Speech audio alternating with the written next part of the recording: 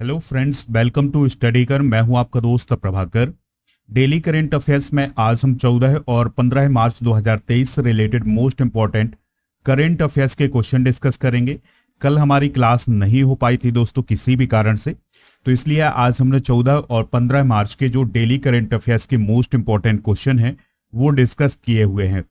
दोस्तों, अगर आप स्टडी कर पर पहली बार आए हैं तो सब्सक्राइब कर लें और बेल आइकन भी दबा लें, जिससे आपको समय पर सबसे पहले नोटिफिकेशन मिल सकेगा। हमारे जितने भी सोशल मीडिया प्लेटफॉर्म हैं उन पर भी आप हमें फॉलो कर लें, सभी का लिंक डिस्क्रिप्शन बॉक्स में दिया गया है। लास्ट में आपसे एक क्वेश्चन पूछा जाएगा तो उसका आंसर आपको कमेंट बॉक्स में जरूर देना है। चलिए दोस्तों, सबसे पहले कल के करेंट अफेयर्स को रिवाइज करेंगे, फिर आज के क्वेश्चन डिस्कस करेंगे। कल का पहला क्वेश्चन था दिव्य कला मेला का उद्घाटन कहाँ किया गया है। तो दोस्तों, यह तीसरा दिव्य कला मेला जो है भोपाल में आयोजित किया जा रहा है। थॉमस ए संगमा किस राज्य की विधानसभा के अध्यक्ष बने हैं? तो वह मेघालय की विधानसभा के अध्यक्ष बने हैं। ऑस्ट्रेलिया का कौन सा विश्वविद्यालय भारत में कैंपस स्थापित करेगा? तो ऑस्ट्रेलिया का जो डीकिन यूनिवर्सिटी है या डीकिन विश्वविद्यालय है वो भारत में अपना कैंपस स्थापित करेगा, और यह भारत में कैंपस स्थापित करने वाला पहला विश्वविद्यालय होगा, पहला विदेशी विश्वविद्यालय होगा, याद रखिएगा। पीएम मोदी ने किस राज्य में बेंगलुरु मैसूर एक्सप्रेस वे का उद्घाटन किया है? तो इसका उद्घाटन कर्नाटक में किया है। हाल ही में ली चियांग किस देश के प्रधानमंत्री बने हैं? तो दोस्तों, वह चाइना के प्रधानमंत्री बने हैं। G20 थीम वाला 2 दिवसीय फूल उत्सव कहाँ शुरू हुआ है? तो दोस्तों, ये जो फूल उत्सव है ये नई दिल्ली में शुरू हुआ है। कौन सा बैंक भारत को स्वास्थ्य के क्षेत्र के लिए 1 बिलियन अमेरिकी डॉलर का ऋण प्रदान करेगा? तो विश्व बैंक प्रदान करेगा। हिंदुस्तान यूनिलीवर लिमिटेड के नए सीईओ और एमडी कौन बने हैं? तो रोहित जावा बने हैं। अगला क्वेश्चन है, किस राज्य ने अपनी पश्चिमी सीमा से राज्य में पोल्ट्री प्रवेश पर रोक लगाई है? तो असम ने ये अभी हाल ही में रोक लगाई है। आरबीआई के अनुसार रोजाना यूपीआई लेनदेन कितना हो गया है? तो दोस्तों, भारत में आरबीआई के अनुसार रोज यूपीआई के माध्यम से 36 करोड़ का लेन देन होता है। तो ये थे कल के करंट अफेयर्स के महत्वपूर्ण क्वेश्चन। चलिए दोस्तों, आज का पहला क्वेश्चन डिस्कस करते हैं। बहुत ही महत्वपूर्ण क्वेश्चन है, तो आप इस क्वेश्चन को बहुत ही ध्यान से सुनिएगा क्योंकि हर एक एग्जाम में ये क्वेश्चन पूछा जाएगा। क्वेश्चन है, ऑस्कर अवार्ड 2023 में सर्वश्रेष्ठ अभिनेता का अवार्ड किसे मिला है? तो दोस्तों, ब्रेंडन फ्रेजर को 2023 के ऑस्कर अवार्ड में सर्वश्रेष्ठ अभिनेता का पुरस्कार मिला है। किसे दोस्तों? Brendon Fraser. ठीक है, ऑस्कर अवार्ड के बारे में कुछ इंपॉर्टेंट बातें डिस्कस करते हैं। तो दोस्तों, 2023 का जो ऑस्कर अवार्ड था वो 12 मार्च 2023 को दिया गया है, यानी इसका आयोजन जो है, जो अवार्ड समारोह था वो 12 मार्च 2023 को आयोजित किया गया है। कहाँ आयोजित किया गया था? लॉस एंजलिस, जो कि कहाँ है? अमेरिका में है। तो वहां पर इसका आयोजन किया गया था। इसको होस्ट किसने किया था? तो इसको होस्ट किया था जिमी किमेल ने। दोस्तों, यह ऑस्कर अवार्ड का कौन सा संस्करण था? तो यह 95वां संस्करण था। दीपिका पादुकोण, जो कि भारतीय अभिनेत्री हैं, तो उन्होंने भी ऑस्कर्स 2023 में अवार्ड प्रेजेंट किया है। दोस्तों, ऑस्कर अवार्ड को एकेडमी अवार्ड भी कहते हैं, ये पॉइंट भी याद रखिएगा। ठीक है, इसकी शुरुआत 16 मई 1929 को हुई थी। इसका उद्देश्य होता है मोशन पिक्चर इंडस्ट्री में जो भी प्रतिभागी हैं, जो भी कलाकार हैं, उनको सम्मान देना। यह हॉलीवुड का एक अवार्ड होता है दोस्तों, यह अमेरिका में दिया जाता है। चलिए, 2023 के विजेता जो हैं उनको डिस्कस करते हैं। सर्वश्रेष्ठ फिल्म किसे चुना गया है? तो ये बहुत ही इंपॉर्टेंट है दोस्तों, इसको आप नोट कर लीजिएगा क्योंकि ये क्वेश्चन जो है बार बार पूछा जाएगा एग्जाम में। तो सर्वश्रेष्ठ फिल्म का अवार्ड मिला है everything everywhere all at once. ठीक है, सर्वश्रेष्ठ अभिनेत्री का अवार्ड मिला है मिशेल योह को। किस फिल्म के लिए? Everything everywhere all at once को। सर्वश्रेष्ठ अभिनेता का अवार्ड मिला है ब्रेंडन फ्रेजर को। किस फिल्म के लिए? द व्हेल के लिए। बेस्ट निर्देशक का अवार्ड मिला है डैनियल क्वान और डैनियल सिनर्ट को। किस फिल्म के लिए? Everything everywhere all at once के लिए। दोस्तों, बेस्ट ओरिजिनल सॉन्ग का अवार्ड किसे मिला है? ये बहुत ही इंपॉर्टेंट होगा। तो ये अवार्ड मिला है नाटू नाटू को। किस फिल्म का गाना है ये? RRR फिल्म का। ठीक है दोस्तों, राजा मौली की फिल्म है RRR और उसमें एक गाना है नाटू नाटू, तो उसे बेस्ट ओरिजिनल सॉन्ग का अवार्ड मिला है। ये भारत के लिए बहुत ही बड़ा प्राउड मूवमेंट था। दोस्तों इस गाने की अगर हम बात करें तो इसके संगीत निर्देशक कौन है? M किरावनी और चंद्र बोस। ये क्वेश्चन भी बहुत ही इंपॉर्टेंट बन जाता है। इसमें आवाज किसने दी है? तो काल भैरव और राहुल सिपलीगुंज ने इसमें आवाज दी है। इसमें कौन कौन से अभिनेता हैं जिन्होंने अभिनय किया है? तो रामचरण और जूनियर NTR। दोस्तों यह सॉन्ग गोल्डन ग्लोब अवार्ड भी जीत चुका है। तो ये सभी पॉइंट आपको नोट करना है। चलिए अब हम बात करते हैं सर्वश्रेष्ठ अंतरराष्ट्रीय फीचर फिल्म की। तो ये जो फिल्म है all quite on the western front, ये जर्मनी की फिल्म है, तो इसे सर्वश्रेष्ठ अंतरराष्ट्रीय फीचर फिल्म का अवार्ड दिया गया है। इसके अलावा सर्वश्रेष्ठ वृत्त चित्र लघु फिल्म का अवार्ड किसे दिया गया है? तो दोस्तों ये दिया गया है द एलिफेंट विस्पर्स को। ठीक है, और इसके जो निर्देशक हैं वो हैं कार्तिकी गोंजासिल्व और गुनीत मोंगा। ये भारत की ही शॉर्ट फिल्म है, तो इसे सर्वश्रेष्ठ शॉर्ट फिल्म चुना गया है ऑस्कर अवार्ड 2023 में। ठीक है, तो ये पॉइंट आपको नोट करना है। दोस्तों ये जो फिल्म है ये 41 मिनट की डॉक्यूमेंट्री फिल्म है और यह एक अनाथ बच्चे, हाथी और उसके देखभाल करने वालों के बीच एक बंधन का पता करती है कि कैसे बच्चे, हाथी और जो उसकी देखभाल करते हैं उनके बीच किस प्रकार की बॉन्डिंग होती है। तो इसको आप याद रखिएगा कि द एलिफेंट विस्पर्स को सर्वश्रेष्ठ वृत्तचित्र लघु फिल्म चुना गया है ऑस्कर अवार्ड में। ठीक है, तो भारत के लिए कितने ऑस्कर आए हैं इस बार?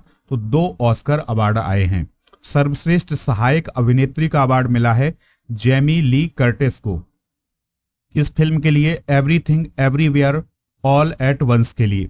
सर्वश्रेष्ठ सहायक अभिनेता किसे चुना गया है? के हुई क्वान को। इन्हें भी दोस्तों everything everywhere all at once film के लिए यह अवार्ड दिया गया है। दोस्तों याद रखिएगा कि ये जो फिल्म है everything everywhere all at once, इसको 7 पुरस्कार मिले हैं। ठीक है, और दोस्तों इसका जो नॉमिनेशन हुआ था वो 11 कैटेगरी में हुआ था, लेकिन इसको 7 कैटेगरी में अवार्ड मिले हैं। ठीक है, तो ये जो फिल्म है आपसे कई बार एग्जाम में पूछी जाएगी, तो इसको आपको नोट जरूर करना है।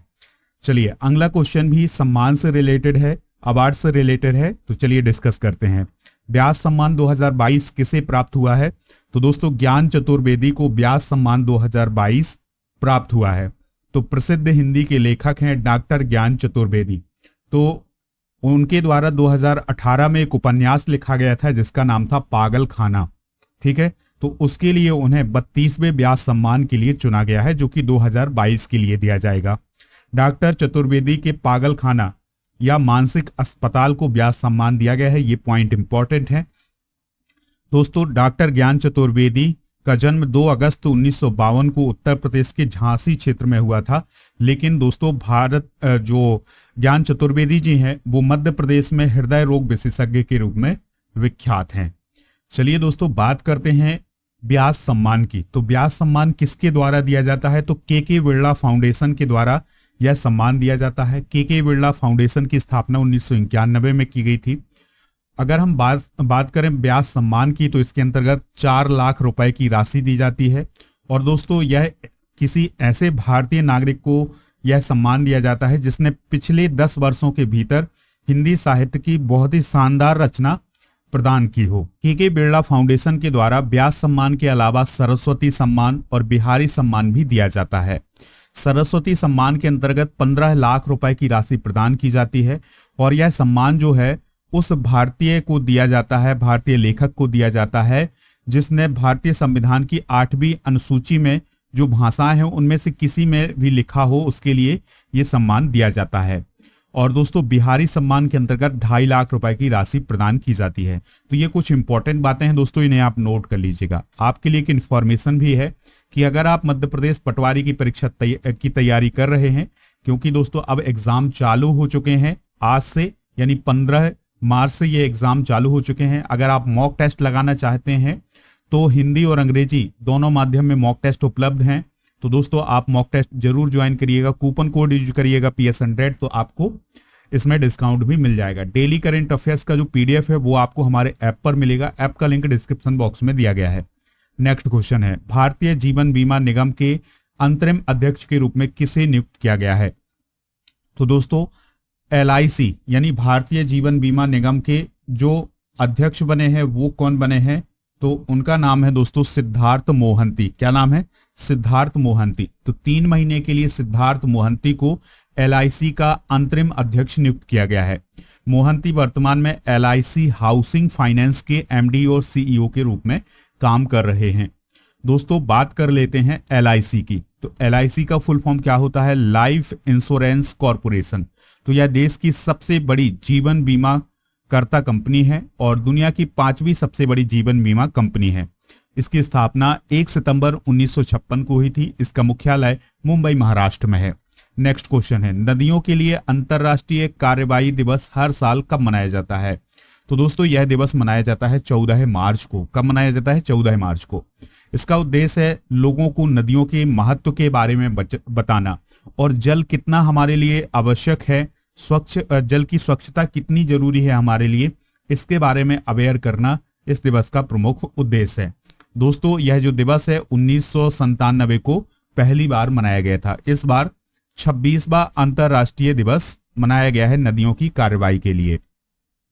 अगला क्वेश्चन है, पुरुषों और महिलाओं के लिए चौथी एशियाई खो खो चैंपियनशिप किस राज्य में आयोजित की जाएगी? तो दोस्तों इसका आयोजन होगा असम में। कहाँ होगा? असम में। पुरुषों और महिलाओं के लिए चौथी एशियाई खो खो चैंपियनशिप 20 से 23 मार्च 2023 तक असम के बक्सा जिले में आयोजित की जाएगी। ठीक है। इस कार्यक्रम का आयोजन kho kho federation of India के द्वारा असम खो खो एसोसिएशन और बोडोलैंड प्रादेशिक क्षेत्र सरकार के सहयोग से किया जा रहा है। कुल मिलाकर के इसमें 12 देश शामिल होंगे जो कि एशिया के ही देश होंगे और भारत भी इसमें शामिल होगा। 800 से अधिक खिलाड़ी इसमें हिस्सा लेने वाले हैं। 800 खिलाड़ी और उनके जो अधिकारी होंगे, ऑफिसर्स होंगे, वो इसमें हिस्सा लेने वाले हैं। नेक्स्ट क्वेश्चन है, अपने 12वें मैच में सबसे तेज 50 विकेट लेने वाले गेंदबाज कौन बने हैं? तो वह बने हैं दोस्तों अक्षर पटेल। कौन बने हैं? अक्षर पटेल। इससे पहले यह रिकॉर्ड जसप्रीत बुमराह के पास था। दोस्तों अभी हाल ही में ऑस्ट्रेलिया और भारत के बीच टेस्ट श्रृंखला हुई है जिसमें भारत ने 2-1 से जीत हासिल की है। और दोस्तों याद रखिएगा इस जीत के साथ भारत जो है वो वर्ल्ड टेस्ट चैंपियनशिप 2021-23 के फाइनल में पहुंच गया है। देखिए होता क्या है कि जो टेस्ट क्रिकेट है उसका वर्ल्ड कप तो नहीं होता है, लेकिन साल भर जो मैच खेले जाते हैं टेस्ट मैच, उसके आधार पर वर्ल्ड टेस्ट चैंपियनशिप का आयोजन किया जाता है।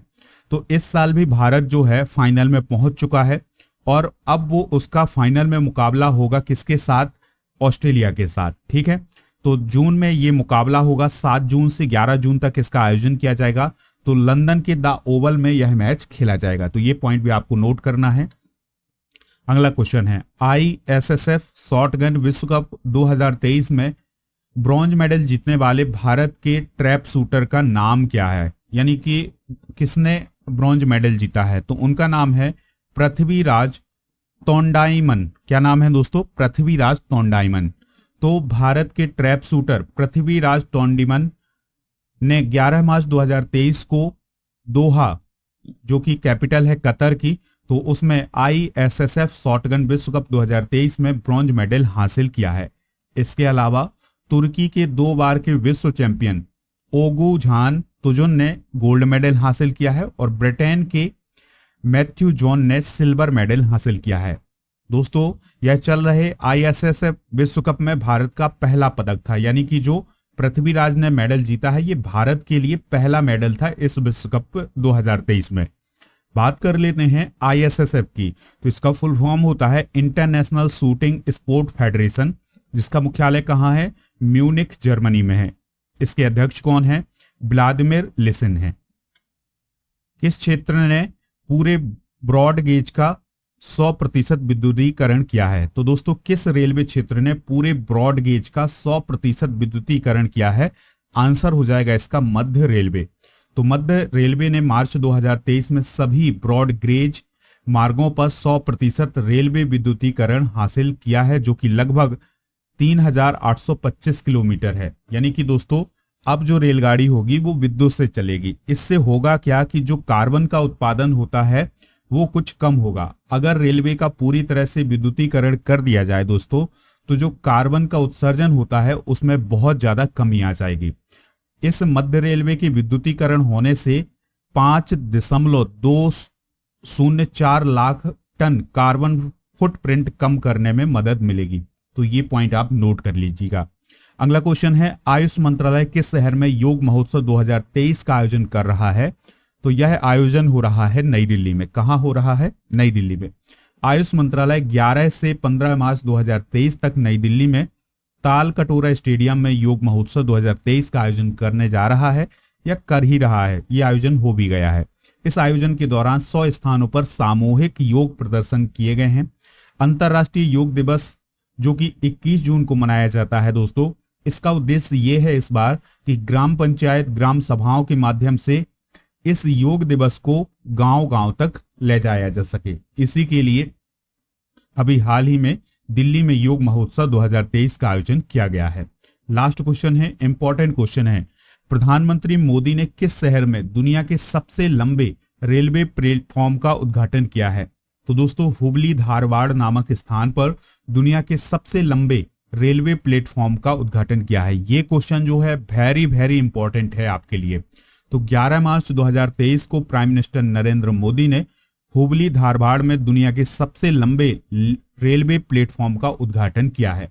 ये जो प्लेटफॉर्म है ये श्री सिद्धारूढ़ा स्वामी जी स्टेशन पर है और यह जो रेलवे प्लेटफॉर्म है ये 20 करोड़ की लागत से बनाया गया है और इसकी लंबाई जरूर याद रखिएगा, इसकी लंबाई है 1507 मीटर। कितनी है दोस्तों? 1507 मीटर। हुबली और धारवाड़ की बात करें तो यह कर्नाटक में जुड़वा शहर के नाम से जाने जाते हैं। ठीक है, तो दोस्तों इस प्लेटफॉर्म की लंबाई है 1507 मीटर, ये नोट करना है। लागत कितनी है? 20 करोड़ है। किस स्टेशन पर बनाया गया है? तो श्री सिद्धारूढ़ा स्वामी जी स्टेशन पर बनाया गया है जो कि कर्नाटक में है।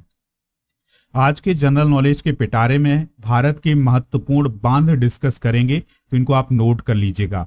आंध्र प्रदेश में है सोमलिया बांध जो कि पेन्नार नदी पर है।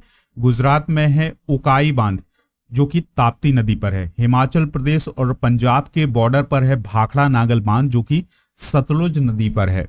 हिमाचल प्रदेश में नाथपा झाकड़ी बांध है जो कि सतलुज नदी पर है। जम्मू कश्मीर में बगलिहार बांध है जो कि चिनाब नदी पर है। झारखंड में मैथन बांध है बराकर नदी पर और इसके अलावा कर्नाटक में तुंगभद्रा बांध है तुंगभद्रा नदी पर।